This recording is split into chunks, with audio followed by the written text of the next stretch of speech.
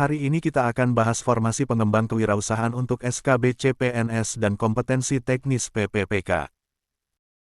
Materi soal kompetensi teknis PPPK atau soal SKB CPNS adalah soal yang sesuai dengan jabatan yang dilamar, misal, formasi pengembang kewirausahaan, maka yang dipelajari adalah Peraturan Menteri Pendayagunaan Aparatur Negara dan Reformasi Birokrasi Republik Indonesia Nomor 43 Tahun 2022 tentang Jabatan Fungsional Pengembang Kewirausahaan. Jabatan fungsional pengembang kewirausahaan adalah jabatan yang mempunyai ruang lingkup, tugas, tanggung jawab, dan wewenang untuk melakukan pengembangan kewirausahaan. Dalam Permenpan tersebut terdapat 49 butir kegiatan uraian tugas Jabatan Formasi Pengembang Kewirausahaan, beberapa ditampilkan di layar ini.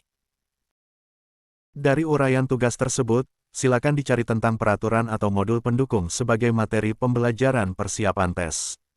Peraturan pendukung pembelajaran, misalnya, seperti tabel di bawah ini. Lanjut saja kita bahas soal dari formasi pengembang kewirausahaan. Nomor 1. Kewirausahaan adalah. Menurut Instruksi Presiden Republik Indonesia Nomor 4 Tahun 1995 tentang Gerakan Nasional Memasyarakatkan dan Membudayakan Kewirausahaan adalah semangat, sikap, perilaku dan kemampuan seseorang dalam menangani usaha dan/atau kegiatan yang mengarah pada upaya menciptakan, menerapkan cara kerja, teknologi dan produk baru dengan meningkatkan efisiensi dalam rangka memberikan pelayanan yang lebih baik dan/atau memperoleh keuntungan yang lebih besar. Jadi jawaban yang tepat adalah B. Nomor 2. Bani seorang wirausaha sablon baju. Usahanya tidak berjalan dengan baik karena sering mendapatkan komplain dari pelanggan soal pelayanan yang tidak cepat, dan karyawan yang kurang berkompeten. Maka yang perlu diperhatikan dalam merumuskan misi harus memuat. Jawabannya adalah B. Beberapa hal yang harus diperhatikan dalam merumuskan misi perusahaan, yaitu memuat produk jasa yang ditawarkan, kualitas produk dan pelayanan jasa, produk dan pelayanan jasa yang masyarakat yang akan dilayani yaitu konsumen. Nomor 3. Dinda setiap hari mengupdate klien yang belum melakukan pembayaran dan notis klien yang akan jatuh tempo. Dinda memilih untuk mengatur strategi tersebut dan mengevaluasi terhadap penanganan yang sudah ia lakukan.